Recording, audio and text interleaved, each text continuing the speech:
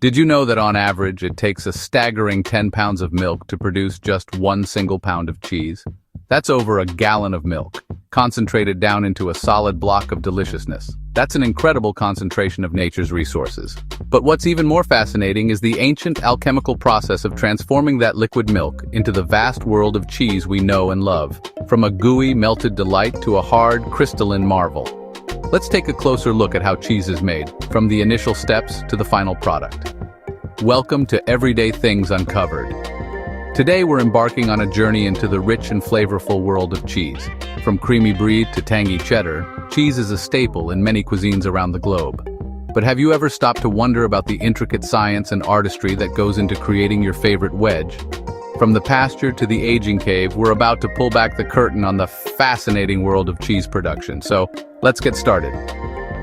The journey of cheese making begins with high-quality milk. The type of milk used is the first, and perhaps most important, decision in a cheese's life.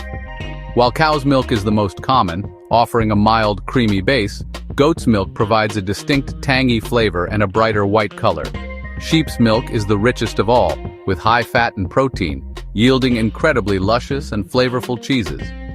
Even buffalo milk is used, famously for authentic mozzarella di bufala. Each choice sets the cheese on a completely different path. Once it arrives at the creamery, the milk undergoes a rigorous battery of tests.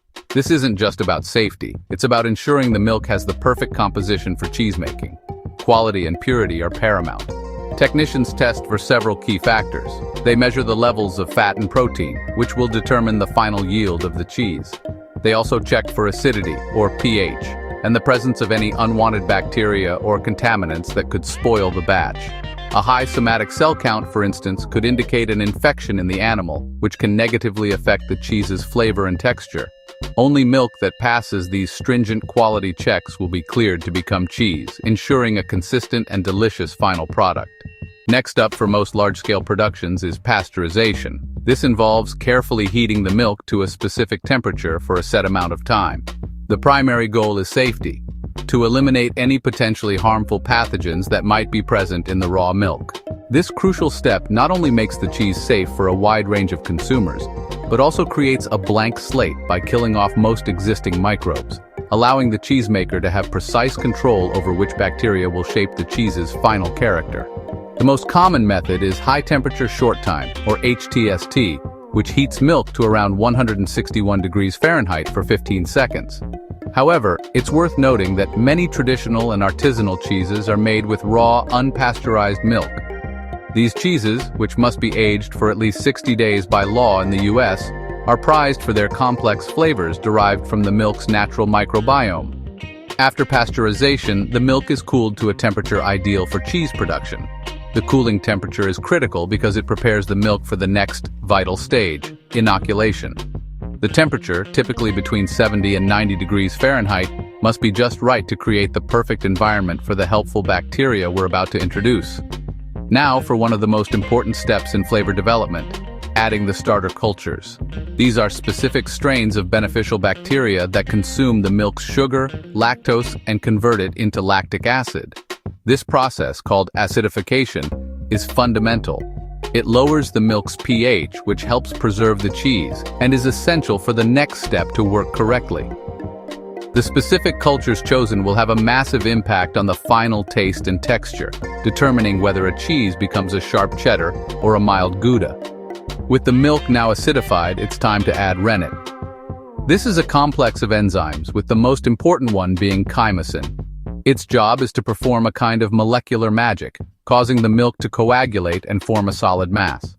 Scientifically speaking, the rennet's enzymes target the casein proteins in the milk, causing them to tangle together and form a solid network, or gel. This process traps most of the milk's fat and protein, forming the solid curds, while the watery, greenish liquid left behind is the whey. This transformation can be surprisingly quick, sometimes setting in as little as 30 minutes. Traditionally, rennet was derived from the stomach lining of young ruminant animals. Today, cheesemakers have more options, including vegetarian rennets derived from plants or molds, and fermentation-produced chymosin, or FPC, which is a pure, genetically engineered rennet that offers incredible consistency. Curdling. The milk is left to curdle, allowing it to separate into curds and whey. The curdling time can range from a few minutes to several hours, depending on the type of cheese. During this time, the curds will start to firm up and separate from the whey. Once the curd has set to the perfect firmness, like a delicate custard, it's time to cut it. Using long knives or specialized tools called cheese harps, the cheesemaker slices the gel into a grid of small cubes. This is a pivotal moment that dictates the cheese's future. The size of the cut is critical. Cutting the curd into smaller pieces, like the size of a grain of rice for Parmesan, creates more surface area, allowing more whey to be expelled. This results in a drier, harder, and longer aging cheese. Conversely, larger cuts, like the size of a walnut for a soft camembert, retain more moisture, leading to a softer, creamier final product.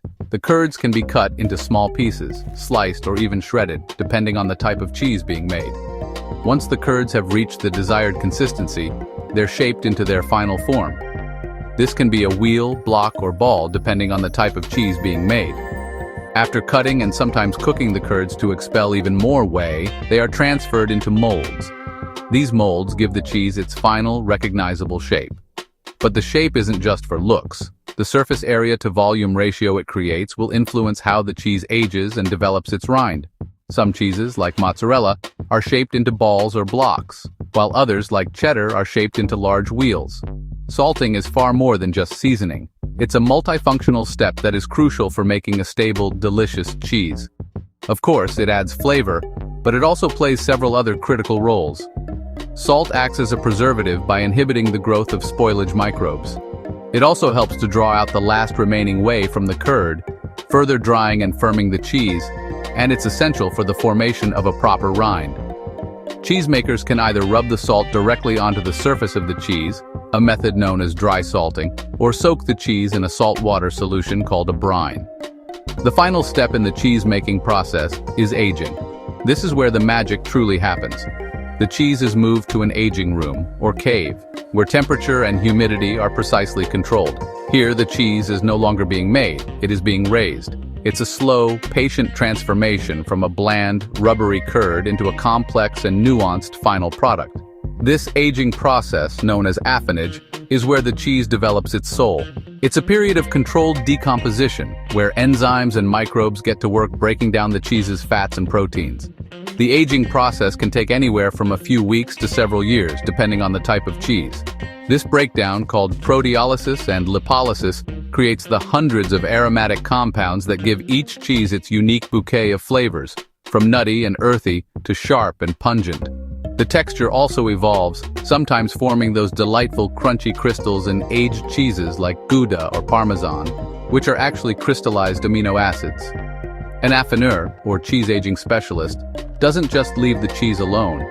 They are constantly tending to their wheels, regularly flipping them to ensure even moisture distribution and prevent them from slumping. This also encourages uniform rind development. This involves checking the cheese's texture, flavor, and appearance. Depending on the style, they might also be brushed to manage mold growth, washed with brine or spirits to cultivate specific bacteria for a washed rind cheese, or coated in wax or oil to lock in moisture and protect it during its long slumber. So, as we've seen, making cheese is a remarkable fusion of agriculture, microbiology, chemistry, and culinary art. It's a process that requires meticulous attention to detail and a profound understanding of the complex transformations happening at every stage. Whether traditional or modern mass production methods are used, the goal is to produce high-quality cheese that is safe for consumption and has a rich, complex flavor profile. From a simple pail of milk to a complex wheel of aged cheese, the journey is a testament to human ingenuity and our partnership with the microbial world. It's a process that is both deeply scientific and wonderfully artistic. Whether you're a cheese aficionado or just a fan of a good grilled cheese sandwich, we hope you've learned something new and interesting today.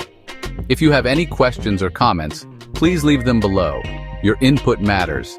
Share your ideas for our next video in the comments and we'll recognize your contribution. And salute to a loyal viewer at vmaldiz19 for the video suggestion. Thanks for joining us on this exploration of the fascinating stories behind everyday things.